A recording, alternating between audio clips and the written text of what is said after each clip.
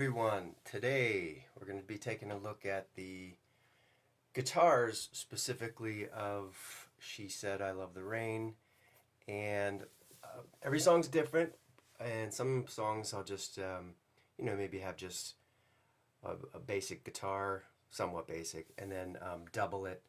And then some songs I add a lot of textures and layers, and sometimes add layers of guitars for specific parts of the song to give it a lift or give it a texture or a feel. This song has a lot of guitars, and some of them are basically the same guitar part, but maybe just I've split it with a different microphone into, maybe panned one microphone from the same performance on one side and kept one on the other. And so this one has a lot of stuff going on with the guitars, a lot of different types of guitars. I think mostly, according to what I have labeled here, my 69 335 on more of the sort of meaty stuff that's just kind of more dry Marshall, some Telecaster stuff, some clean stuff, and one thing I'll go through here, which is an interesting direct sound that I was kind of hearing for the choruses, and wanted it to be unique and just sort of cut through the mix, and we'll take a look at that. But real quick, for the intro, let's try that again. I'm getting this error message.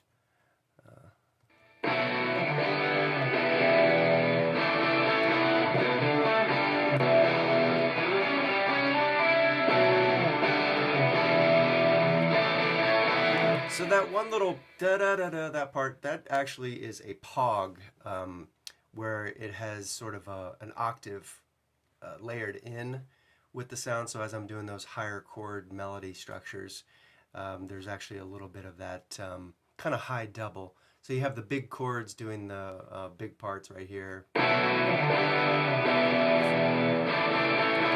followed by that little da-da-da-da. Okay, so that's that, and then when it gets into the meaty stuff, a little less of that echo and wet sounding guitar, and a little bit more of a raw, in your face, just pure Gibson and Marshall type sound. That's this part.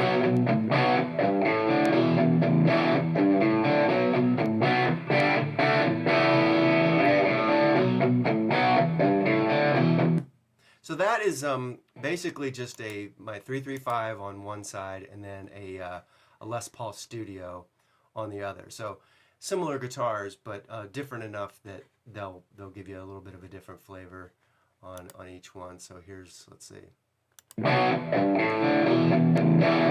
So then when it comes to the verse, it's a little bit more of dry, in your face guitar again, and I believe this is the same two guitars.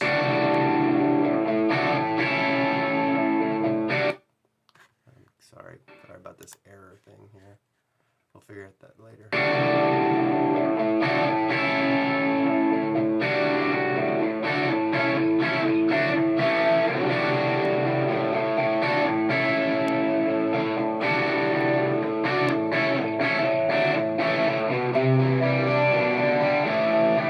Now for just that one arpeggio right there, I brought in the Telecasters, or a Telecaster, to just give a little bit more definition to the picking arpeggio. So here's without some of the meaty guitars. So you can hear it gives it a little bit more sort of sparkle on the top, and here's with the crunchy guitars. And then when it goes into this pre-chorus riff, it's back to the sort of more dry.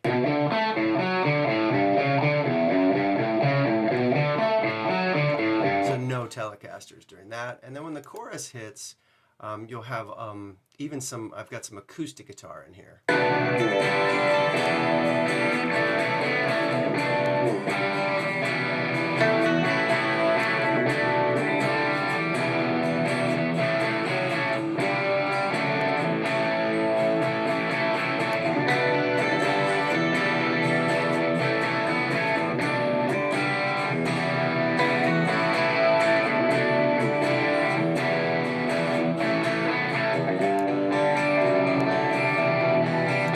Back to the crunchy stuff. So that direct part that you hear on the right, let's see if I can find that.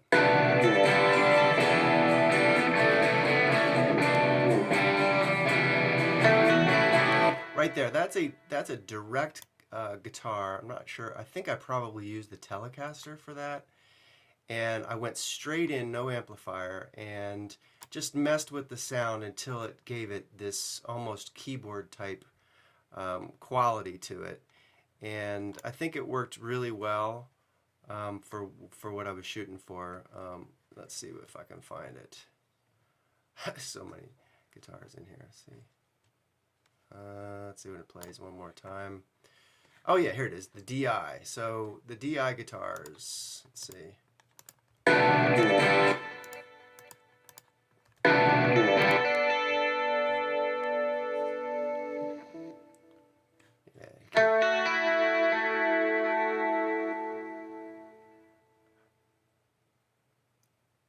One more time here. So that's really compressed hard. I really slammed the compressor on it and put some echo on there and some harmonizer. So when it comes in, it's kind of its own little thing. And when you have the whole song going, the vocals, the bass, the drums, and everything else,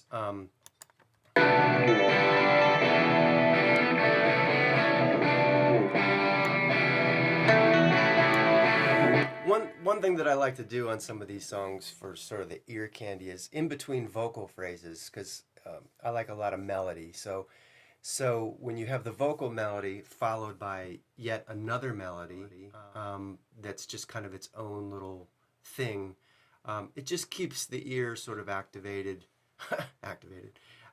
interested in little bits and things that maybe go by that you don't necessarily notice, but they're there to just lend support for more harmony and more melody. Okay, so I'm going to fast forward to the second chorus. Let's see, I have a little Telecaster punch that I wanted to put in here for a little. Sometimes when you do or at least when I go to the second verse, I want it to have something different, something that's a little bit more of a lift than the first verse. So let's take a listen to the second verse guitars and see what's going on here.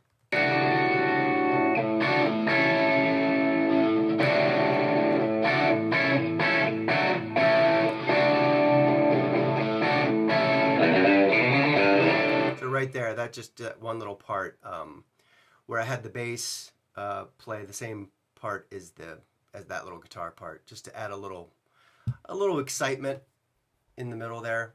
Okay, so there's that, and then let's take a look at the solo. Now the solo on this song, well, before we do that, let's see.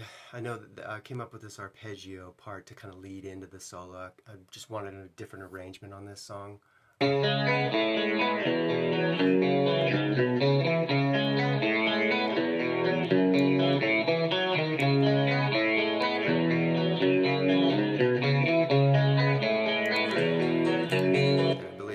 Some acoustic guitar following that as well.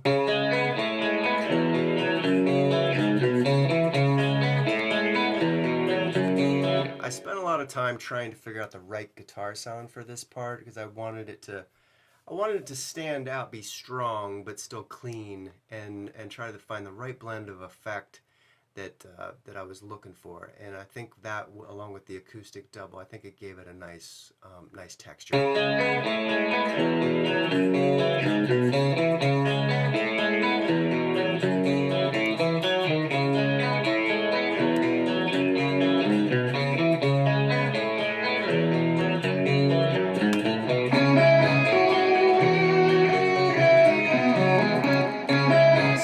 So the solo is an interesting thing. That actually, when I did the demo for the song, and as you guys probably know by now, when I do the demos, I pretty much have all this already done. The songs from top to bottom, it's arranged. It's the tempos are set, the stops, the starts, the everything's kind of already figured out. And when I lay down, sometimes I don't put a solo down because I don't want to get too used to just hearing it and then I'm stuck on it. So I like to leave that to be last, sort of the icing on the cake. Once Tim's bass has replaced my bass and the drums are there, and actually sometimes even when the final vocal from Rocky is there, I might like to just leave the solo as the last thing to just kind of give me a feel of what is this overall song saying to me. So the guitar solo is really just sort of almost like a secondary voice, um, speaking to the song, the feel of the song, as opposed to just a guitar player just tearing it up. But in this case, the solo that I did for the demo, I actually kind of I wanted to retain it. The intention was to redo it because you know it was probably a little sloppy. But sometimes I'll go ahead and leave something quote unquote sloppy if it has the right if it's the right moment. I'd rather sacrifice a little bit of perfection, so to speak, for something that just feels like it's doing something. So I kept the scratch solo, and but because I didn't really mic it the way I wasn't intending to keep it, the tone wasn't exactly what I wanted. It was a little thin, so I had to work on it for a while to get it to sound the way I wanted. But here's the solo, kind of with the extra guitars in the background.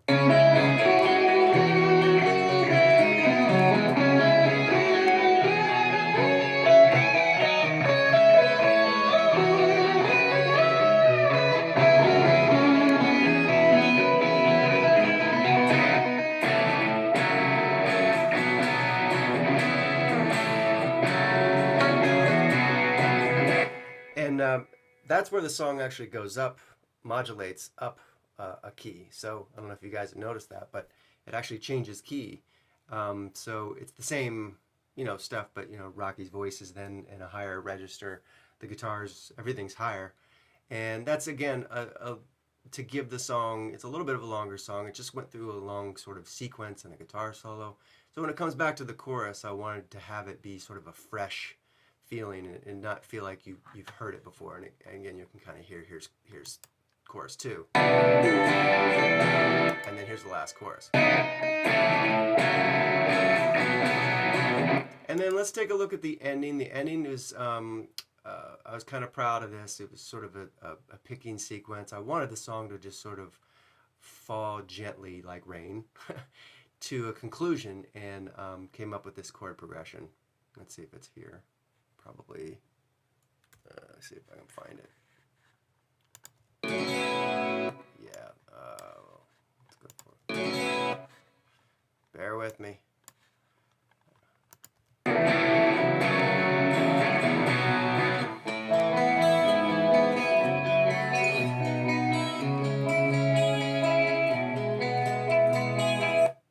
Yeah, so that part is actually, sorry about this.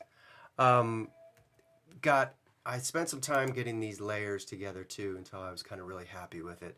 Has some actual one of the effects that I wanted was that old school 70s Hammond organ type Leslie sweep. So it has a little bit of that. And then sorry, hold on. Yeah, here's the last bit.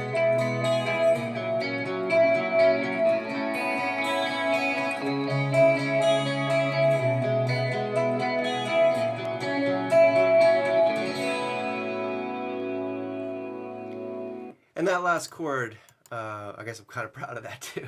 It's a chord that I've never used before.